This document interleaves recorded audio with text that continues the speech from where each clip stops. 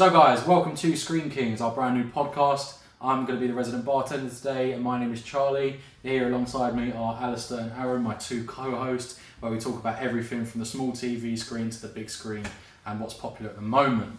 So guys, today we're obviously going to have a little chat. First podcast, so cheers everyone.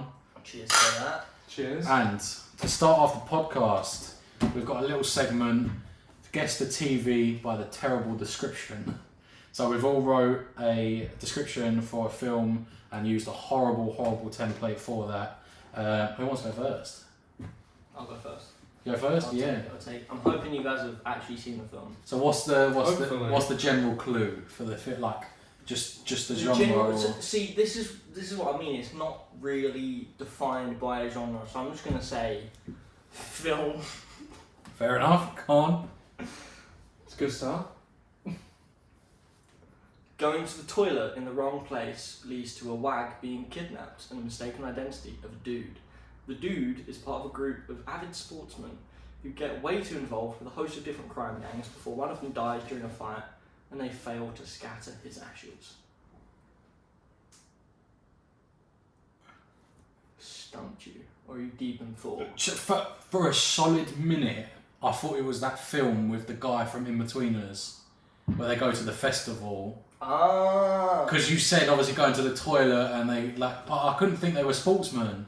And then Okay, I've immediately I've got it. I want to say at the same time because I feel like it's grown-ups. I'm going Green Street. No, neither What? of you. What? That's not Green Street. It's not Green Street. Do you want a bigger hint? Or Yeah, do you want me go to on go- then. Okay, so I'll specify the type of the toilet. It was going to pee on a rug.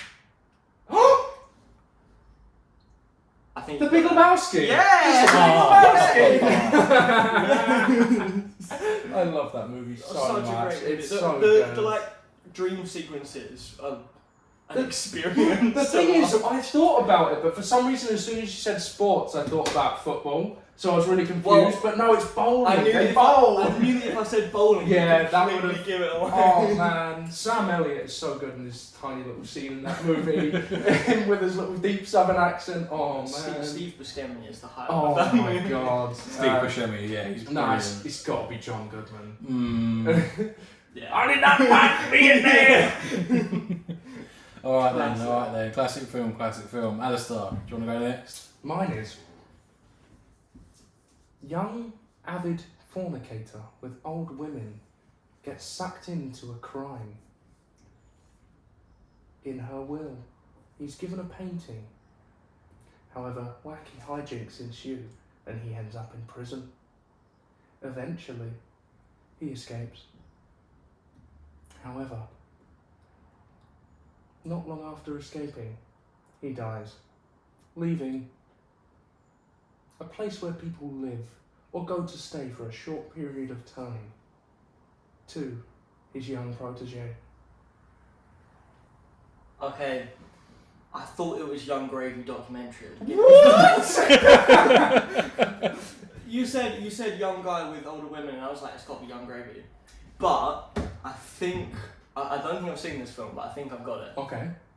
I'm gonna let you think about it first, though. I'm completely lost. Really? Yeah, that's completely thrown me. Here's your clue then. It's my favourite movie of all time. Rain Man. Oh God. Do you like that movie? Young Gravy documentary, then surely. It's absolutely spot on. Is it Bates Motel? No. Okay, no, I don't have it. Oh. Is it Budapest Hotel? Yeah, it's the Grand Oh, Budapest Hotel. Yes! Yeah! I'm looking forward to that. As soon as you said my favourite movie, I was like, oh, that's quality. Yeah. You can tell I brilliant. winged it. Yeah. The the main. Oh, I can't remember his name. Who's the main guy? Ray Fiennes? Yeah, because he's in that menu. The menu. Yeah, part. he is in the Yeah, menu. it's such a good film. It's a bit weird. Like you've got to be like in it for that one, I think. Mm. But yeah, no, brilliant film. Mm, Are you ready for mine? absolutely not. So Can I guess grown-ups? No. Grown-ups too. So I'll give you a generalisation. Yeah. Okay. So it's a kids' film. Oh, I've got it. Go on, I'll let you guess now. Toy Story 2. No, already wrong. Damn. Right. It's close. So, are you ready? Yeah. A young protagonist learns about his tragic upbringing by going to a populous city to stop a madman from destroying everything. Before he fights said madman, he comes to peace with his eternal conflict by mastering a skill from his own master within a short period of time. He then goes to save his friends before saving the city, and he's proving that he's able to move on from his internal conflict. Got it. I think I've got it. Like, I'm 90% sure. I feel like you might have. Yeah, because it's another one that's definitely in my top 20. Absolutely love it. Can I just ask, is it animated? Well, a lot of kids' films are animated, so yeah, I'll let you have that. Yeah, it is. Okay. Yeah, no, I've not got it. Ali, I'll let you guess. Kung Fu Panda 2. Yes. Yes. That is brilliant. I religiously watch that movie at least twice a year. Classic. Twice a year. Brilliant film. Well, welcome everyone once again. Obviously, we are sitting here talking, and what we're going to do is we're going to move on to It's All Relative, current news about the current TV and film show, and obviously, biggest thing at the moment, Barbenheimer. What's the thoughts? I mean, it's a bit of a cultural phenomenon, really. The thing that I've really liked about it is that it's really been getting bums back in seats. Yeah, it's almost saves, because before I would only really be going to the cinema to watch like big Marvel films or big DC films. Yeah. Just any superhero film that was part of a bigger thing. And now I'm actually going to the cinema again just to watch. Yeah. Just watch a good film. Yeah, because I remember sitting down for the Barbie movie and it was absolutely packed. Like the whole cinema was just completely packed. Did you wear pink? I did. I wore pink shorts. Nah. I made sure to. See, I'm pretty virgin to it because I haven't seen either of the two films. But my problem is that I learn about it all through like TikTok, Instagram, everywhere like that. It's hard to avoid spoilers now. Because they're just such big movies, which is insane. Yeah. Considering, although these movies obviously always do well, how well they're doing is completely ridiculous. It's almost like a trend to go and see Barbie or Oppenheimer, one of the two. Well, it's like a lot of the big memes at the moment. It's like what are you seeing first, and then it's people like walking in between the two movie screens, like going from literally wearing a suit and then stripping it off straight into like a pink sunset outfit. I saw one girl. She had like a gorgeous pink dress on, and she like ripped it off, and it was like a black flamenco dress, and it was like an amazing transition between the two. I mean, like one of the things, like I'm going to watch it, but I'm really excited for because obviously I've heard that it's a brilliant film, Oppenheimer. But obviously Cillian Murphy, like big. I'm a big Peaky Blinders fan, so like seeing him on a big screen, like in a big, obviously Christopher Nolan film as well. Obviously, he was in Dark Knight, in loads of and he's been in loads of them, but he's never been like the pinnacle point. And it's like really nice to see him. But I feel like the only thing my gripe with it is I feel like he just plays like really dark characters, and like everything is normally like quite dark for him. Like obviously, you think of Tommy Shelby, quite dark, conceited to himself. I think one thing I was surprised about Oppenheimer though was that Cillian Murphy was quite witty in it. Yeah. Like, I was kind of surprised about, like, he was giving the little jabs at the other academics, and I was quite refreshing to see him in a role like that. But I know that Nolan, I saw Matt Damon in an interview, was sort of saying that Nolan wrote it from a first person perspective. It was all from Cillian Murphy's perspective. Yeah. And that is just, I've never heard of a film going in that sort of direction before, and it was phenomenal to I guess it never really shifts away from his perspective, does it? Because you sort of get like a little bit of background information, but it's all sort of how Oppenheimer is receiving it at that sort of time.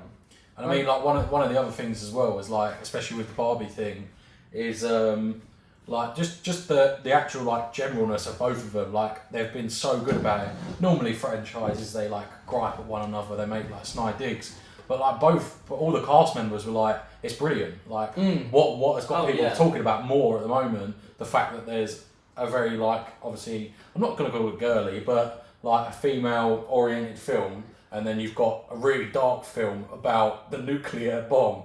Yeah. And they're two ends of the spectrum. They're like one end completely wrong, like obviously the scale's like completely imbalanced. And all of them were going, yeah, I'm going to go see Barbie, and like all the Oppenheimer lot, and then the Barbie lot are going, we're going to go see Oppenheimer. I went to see I went to see Barbie first. Did you do it was as the great. Barbenheimer? No. I don't think I could have done either. Yeah, that Oppenheimer is itself a is long movie. It's 3 Well, hours long. long It's to his get longest through, yeah. film. In terms of like length of film, I've never watched a 3-hour plus film and not been bored at some point. I was never fidgety throughout Oppenheimer. There obviously the last section is very law based. Yes. I was still gripped by it. Like, Yes. I was on the edge of my seat, sort of like. Yeah. I mean, I do What's gonna think happen? the final act is probably the weakest, but that's by no means saying that it's bad. It's still absolutely fantastic. Just for me, it was definitely the weakest, and it was where my interest started to wane, because the majority of the movie that is centered around sort of the building of the atomic bomb, that's sowing the seeds of all of these issues in Oppenheimer's life that will come back to get him, is just, I just was infatuated, to be honest. The last time a movie had me sitting there just completely glued to the screen like that was Parasite.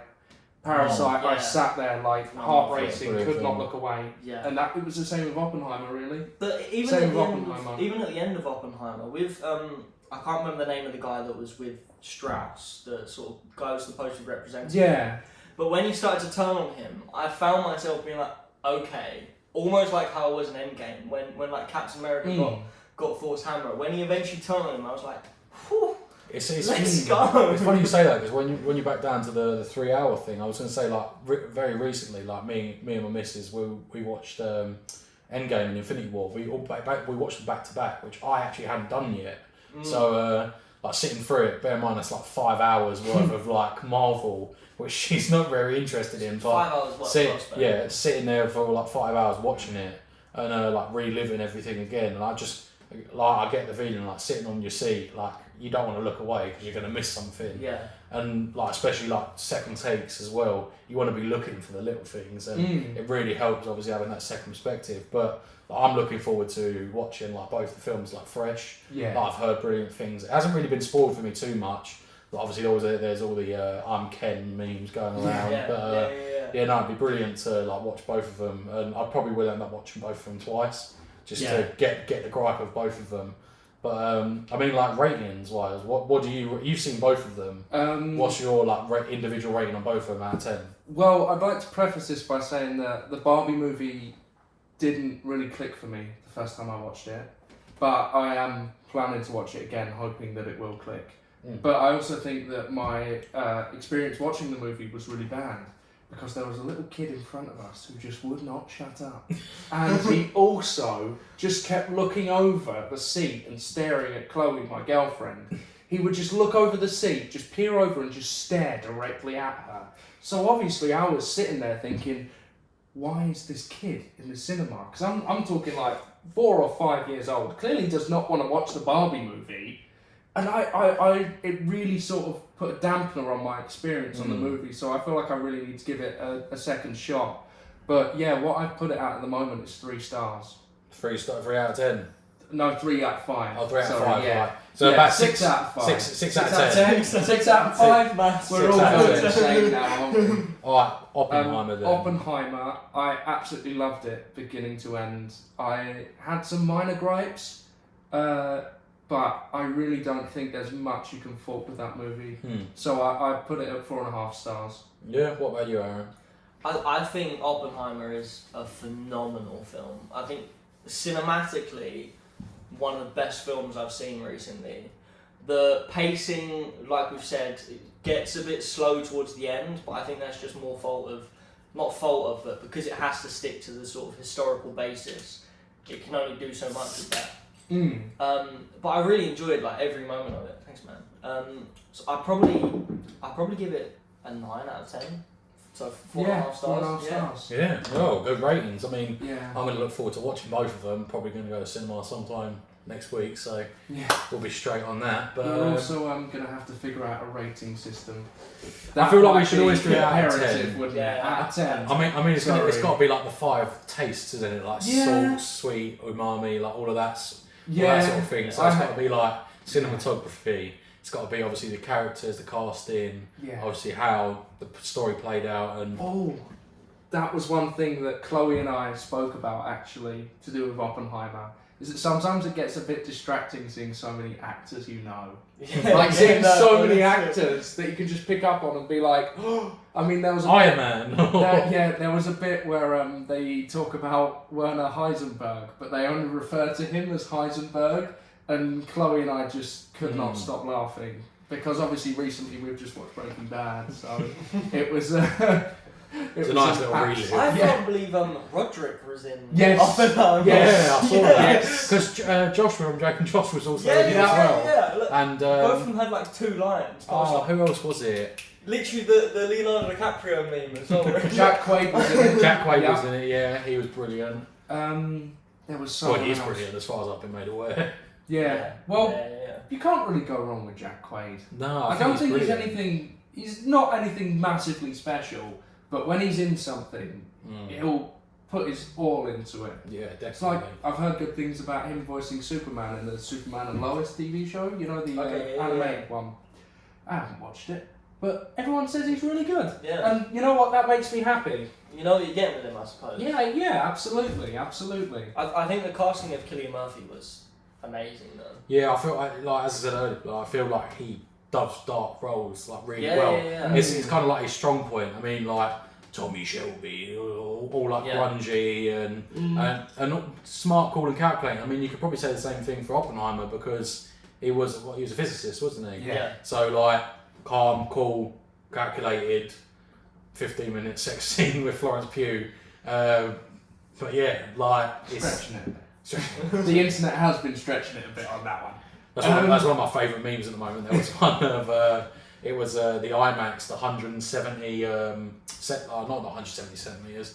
I think it's like 17-meter screen or something, and there was one seat booked right in the centre of it, and then it was a picture of the William Dafoe face, and it said the Florence Pugh sex scene. But no, like I feel like it's all brilliant at the moment with all the jokes and everything for it. Yeah. Oh yeah, definitely. I Absolutely. really like obviously because it is Barbenheimer, that's the big event. I love the comparisons between like it would be the stereotypical like emo kind of looking person, and then Oppenheimer below it, and then the really happy-go-lucky person with Barbie below it. I think that's my favourite meme format. I like it when it's reversed. Yeah. I like it when it's the really sort of depressed looking person. Not that there is a way for someone to look depressed, but someone who looks quite down on their luck and a bit dishevelled going to watch Barbie, and then like the happy-go-lucky person going to watch Oppenheimer. Yeah, I think it's brilliant at the moment, but We didn't get your rating. I haven't seen them. I can't Oh, rate yeah, a film good I haven't point. seen. It's a very good point. How many did you had? I mean, from what I've seen and what I've heard, like I'd probably have to put them both. Barbie is probably lower for me. I can probably find myself. I'll probably watch it twice just to make sure like I've got it. But I can see myself probably putting that at about 6 out of 10. Yeah. Cinematography looks brilliant in it. Like all the things that they do. It's a I mean, stunning like movie. off the back of that, the Bratz thing. Like obviously, there's like I don't know if it's been confirmed yet by the writers, but the 4 Mean Girls that talked about Robbie Barbie, they're all named after the Bratz dolls, which is like obviously when Barbie came out as a doll, like their big competition was obviously the Bratz dolls. Yeah. I mean, I don't know about you. Like obviously, you both got sisters as well, like me. Yeah. And my sister had a Bratz room. Like she had the Bratz. I don't know. Maybe it's a British thing, but like the old wallpaper banner. Like I had Spider-Man. Like when I was little, like blue room, red bottom, Spider-Man banner. Like my sister had the Bratz banner, like and purple room. So that was like a big thing for her. I think my sister missed out on the Bratz generation. She was on Polly Pockets. Yes. Yeah. So was my sister. Yeah. My sister was big on Polly Pockets. Absolutely. They Actually, look so cool I as was well. big on Polly Pockets. It's like, imagine you can just open up a little case and there's a whole village in there. I know. It's so cool. It was so I had, cool. I had a Hot Wheels equivalent, and it looked like a tyre, and you open it up, but like it opened up that way, and it was a like 5-story car park. Oh my like, god. All of my Hot Wheels. Well, actually, I had the Tesco's version. They were called like Fat Wheels instead of Hot Wheels. I love car parks. Isn't there a Hot Wheels thing coming out? Like there's meant to be like Oh a program. goodness me, yeah. Or has it already come out? I don't know. I think Is that Fast and something's been Furious 11? spoken about. Fast and Furious 11. Oh god. Oh god, don't get me started on that franchise. But Yeah, yeah, let's not talk about that one this week. yeah, we'll say that for next week. Why Yeah. fastest time? Why I've never watched a single one apart from 7. But yeah, no, it seems like Barbenheimer's really popular, and I can see it like staying in for a bit of a longer duration. I mean, you were saying earlier that it's coming to number 3, isn't it, in the box office sales? That's number 23. Is, 23. Oppenheimer. Yeah, now Oppenheimer is 23 on the IMDb's top 250 movies. Wow. After less than or just over a week now. And I thought films were dying. Yeah, it Films doesn't. are back, baby. It doesn't sound like a lot, does it, when you say like, oh, 23, but then you think about it, 250 movies. Bear in mind, that's not movies of 2023. You go that's to movies of all 250 time. would probably go down to what, like 8.3, 8.2? I think it's still higher than that. I think it's Yeah. still like 8.5. Yeah. 12 Angry Men, which I know was top of IMDb's a few years ago, Yeah. is now in like the 40s. Oh wow. Or something like Yeah, that. I think Shawshank's still on top. Yeah, though, I yeah. think they change it quite frequently. Yeah. But yeah, 12 Angry Men has like dropped down quite a lot. Significantly, yeah. Yeah. There's been a lot of brilliant movies that come out though. Yeah. Like there's so many of like, not necessarily the Phase 4 Marvels, but like some of the Marvel films, obviously like Spider-Man, No Way Home. Obviously you had Doctor Strange as well. Although that wasn't the best movie, that still was quite popular. Yeah. And then you've got the likes of, well, I don't know about you guys, but The Gentleman is like one of my all-time favourite films. Like some of the best like acting, especially Hugh Grant. I can't really stand him in a lot of other stuff. Buenos dias, Buenos tardes. Yeah, like watching him, like that's one of my favourite films, and I've always watched that. I've always got time for it. But then I watched Dungeons and Dragons with my mum and my sister, and him in that is so cringe. It's just, I just feel like himself, by himself, like unless he's playing a character, like it's just not that good for me. Like I know you like Hugh Grant. No. I know you don't. No, I hate him. Oh, I thought you liked him. No, it's actually it was the complete opposite for me. I really hated him in The Gentleman. Really? I really did. Seriously? To be fair, To be honest, he's not really like I didn't know it was Hugh Grant when I first watched it. No. I must have been really drunk when I first watched it. But yeah. like it took me a while to sort of clock that's Hugh Grant. Thank you very much. But also, I think another thing that owes credit to IMDb is that a lot of foreign films are now, like a lot of non-English speaking films are now really highly rated. City of God, I think, is a Brazilian one that's getting up there picked now. up massively. And you mentioned earlier Parasite. That's one of my favourite Yeah. films of all time. Absolutely. 5-10 years ago, that would not be even considered by IMDb because it's not English speaking. But Yeah. Definitely would have been so- considered by the Academy, that's for sure. yeah, exactly. It's so good, and I think that's why it's now got more competitive at the top of that kind of bracket. It's that, brilliant. Yeah. Everywhere, everything, all at Everything, once. everywhere, all at once. Isn't that not? That's not in English, is it? Or is that in English? It is in English, It yeah. is. For the most part, I mean, there are bits where they specifically speak Chinese, Yeah. but I think it is Cancelled. traditionally an English language movie. I think. Yeah. Yeah. I'm not sure if it has I an need to rewatch it because I saw it ages ago. but- Yeah, Yeah, that won an award at the. that won Best Picture, didn't it? Yeah, the Grammys, wasn't Yeah. it? No, Not the Grammys, the Oscars, yeah. Oscars, yeah. Didn't Michelle? Yeah, won Best Actress. Yeah. And, I'm your did- awards man. Did the lead actor win it as well? I can't Yeah, he won Best Supporting. Ki Hoi Kwan, Yeah. Best Supporting Actor. Yeah, no, I saw that the other day. That was brilliant. I mean, like, I don't know about you guys, but obviously, like, I'm a bit of an anime head, so like, I watch all the animes and everything. But I always used to hate, like, obviously when you watch stuff on like Pirate Bay back years ago, when you used to watch it on stuff like that or 123 movies, Foot and Locker. and the speaking was out. Even in English, like the speaking was out, I couldn't stand it. If it was in another language, I couldn't stand it. Yeah. But since watching anime, going from dub to sub, and then going like obviously doing that transition, it helped me so much because I can comfortably sit. I watched all of Money Heist in like sub. Yeah. Like, I watched all of what was the film Squid Games. I watched that in sub. Yeah. Like that was a brilliant series, and I'm like looking forward to season 2. But I don't know if it's going to compare because it's going to go on a completely different like tangent now. That's I don't think it will. That's one thing that annoys me about my mum. My mum's a big action movie fan, so she just goes on Netflix and gets the action genre. Yeah, Just picks whatever. But she always picks foreign language movies without realising that she's picked foreign language movies. And obviously they're always dubbed. And I'm just sitting there thinking, how can you watch this? Not only is the voice acting not very good, it's completely out of sync. Their mouths are moving, and the dub is saying something completely different. Yeah. And the subs are saying something completely different as well. Yeah, and I'm sitting there thinking, because how is this not to be fair, aggravating you? I have to give credit to a lot of Studio Ghibli anime films because they are fantastically dubbed. I think Disney did it's the guy who did Mike Wazowski. Yes, plays Calcifer. Yeah, and that's a fantastic film, and I've watched Christian it dubbed. Bale plays Hal. Yeah, I've watched it dubbed and subbed, and it's great in both. But like you say, I've not watched much anime. Only anime I've watched the entirety of is Tokyo Ghoul. Yeah, season 1 brilliant. Season 2 I can live with, but season 3. But that kind of put me onto watching things with subtitles, and I've not gone back since. Yeah, it is brilliant. I mean, I've probably watched the most anime out of everyone here. But even like some smaller series is like Mashal. If you get like a chance, that one OP main character, literally, it's a world of magic people, and he has no magic.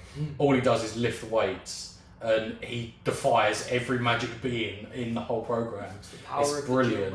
It's the power of the gym, bro. It's the power of the Gym Kings. But definitely give that a watch. It's only a 12 episode series, 20 minutes a piece. So that's all finished now. Season 1, season 2 is coming next year. I have one question. Have you watched One Piece?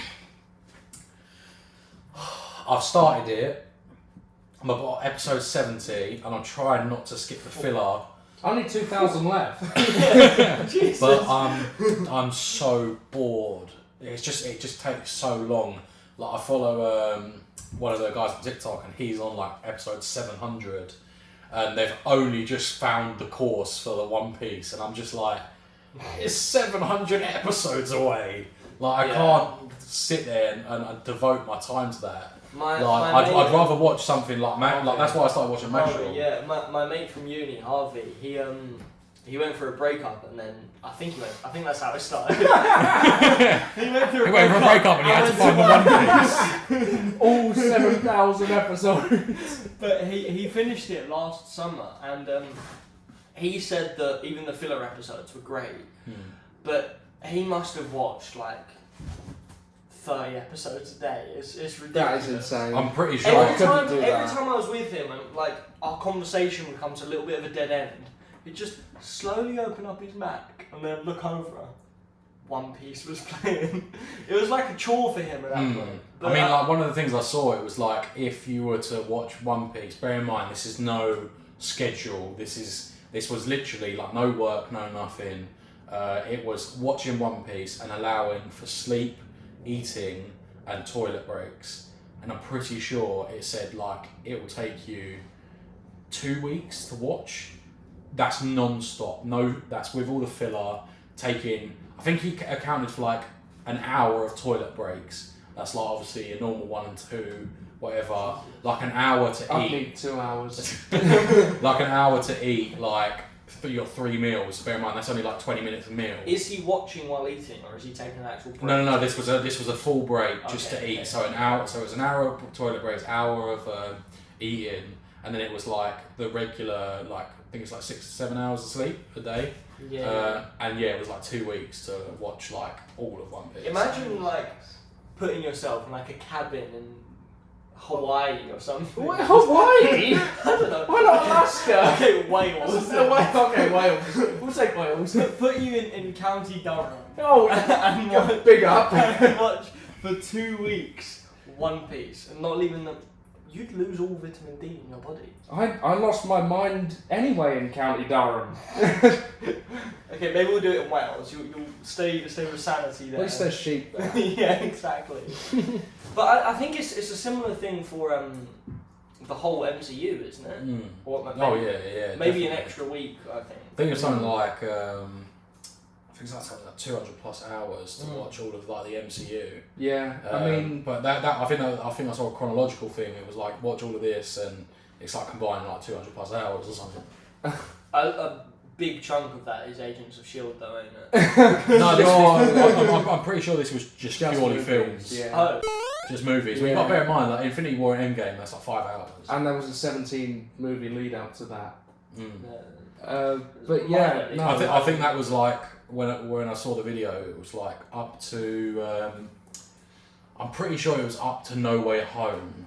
That's like how long it was. It was like 200 something plus hours. But yeah, it was about up to No Way Home. However many movies that is, there's so many. Like I'd love to do it.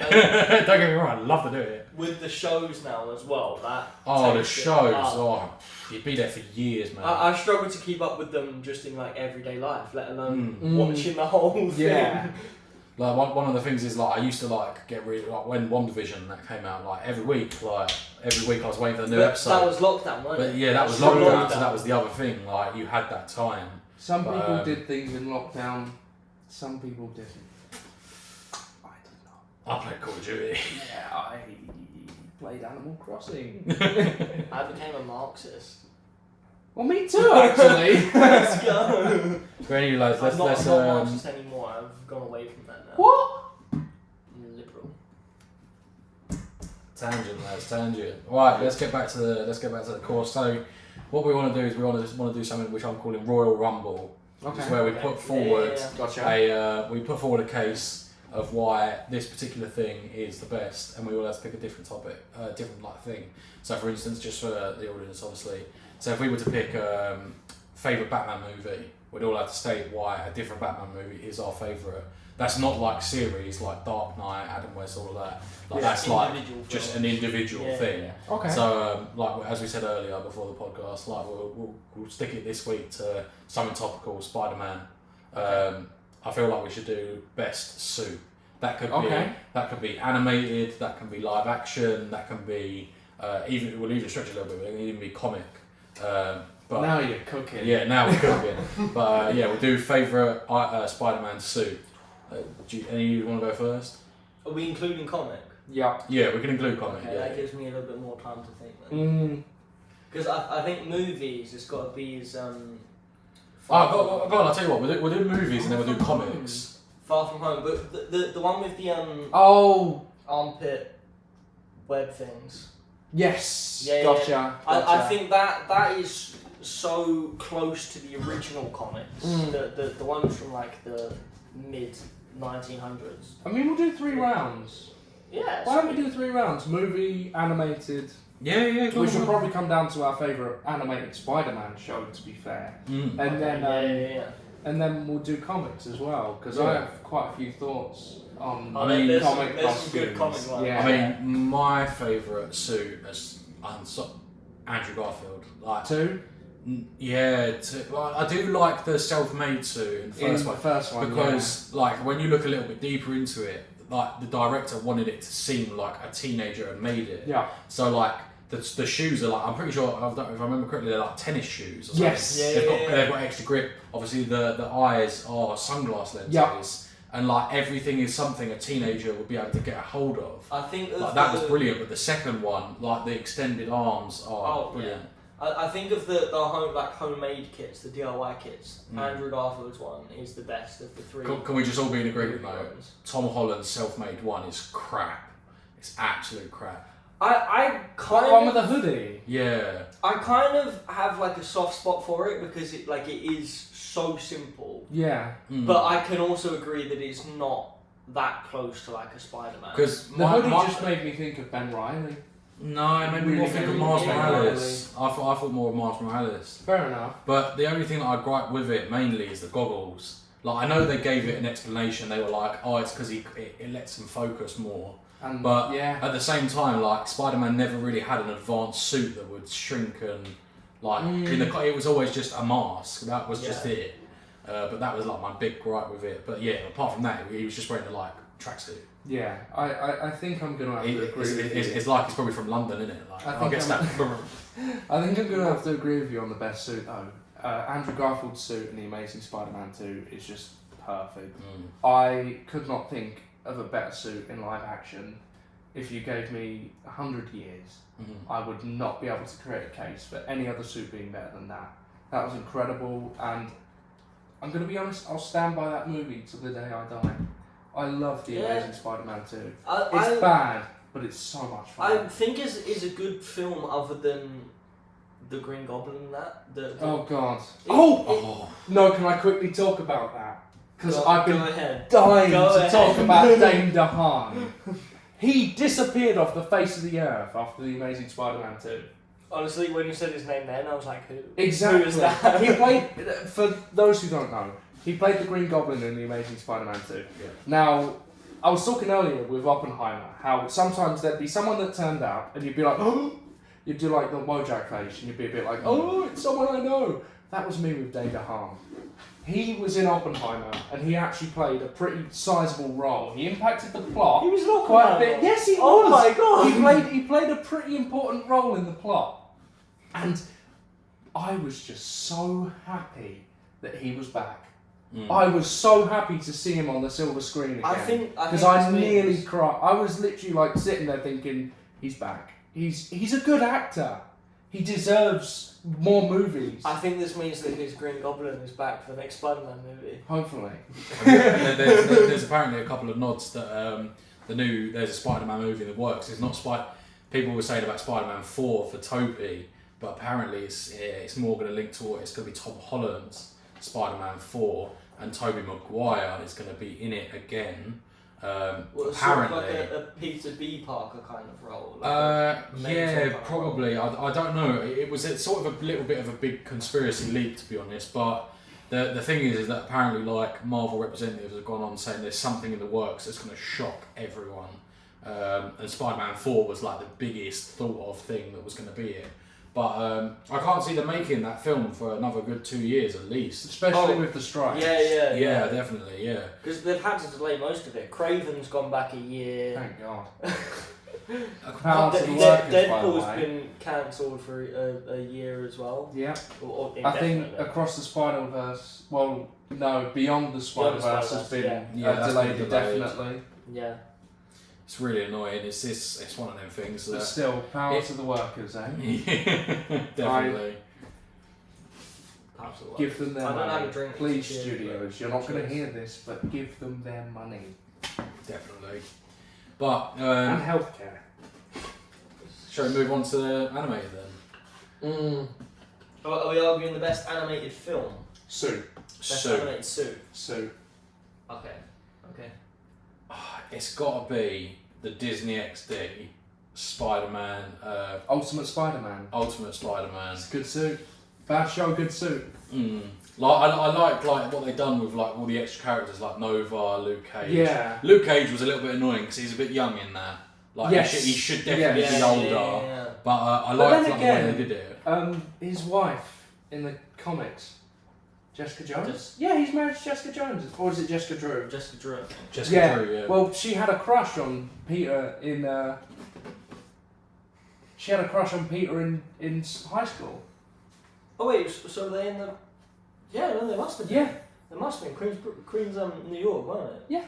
Yeah. But then again, Luke could obviously still be a couple of years older than her, so... Yeah. I think the best animated suit is Miles Morales' first suit. The spray paint one. I did love that one. It's so good. Hmm. And I think, like, although I don't think it's the most comic book accurate, it is probably encapsulates that version of Miles Morales the best. Like, sort of just off the streets, kind of doesn't really know what they're getting themselves into, but he's really enthusiastic about it. Kind of wants to express themselves in it, put a little bit of artistic flair in it, and it's really nice to look at. I like that they gave him like the hoodie look, and then like as soon as he went into like the battle bit, he was obviously like just purely suit. Yeah. But yeah, no, I have to agree. Yeah, that is a good suit as well. What about you? Me, I'd like to preface this by saying that if there was no cape, I would have gone absolutely mental for Miguel O'Hara's suit in Across the Spider-Verse. That was absolutely stunning. But then again, I've always been a massive Miguel O'Hara fan. Yeah. But I think I'm going to have to go for Andy Samberg's Ben Reilly. That was a good suit. I just love the little sort of sleeveless hoodie and everything. I think it's brilliant. Yeah. I really love it. I really do like the joke in it when he's they're scouting out for miles and they're like, he's like, perfect pose. Yeah. There's a sound in the He streets. he is quite funny in that movie, in all honesty. I am a massive fan. But yeah, no, I'm absolutely going to have to go with the Ben Reilly one. It's the bulging muscles as well. They were pretty welcome. They I'm were choking insane. you with my intense Yes. bicep. Yes. And I just thought, that is incredible. But then again, I think there was a single frame, and this is going to roll on to the next one about comic suits.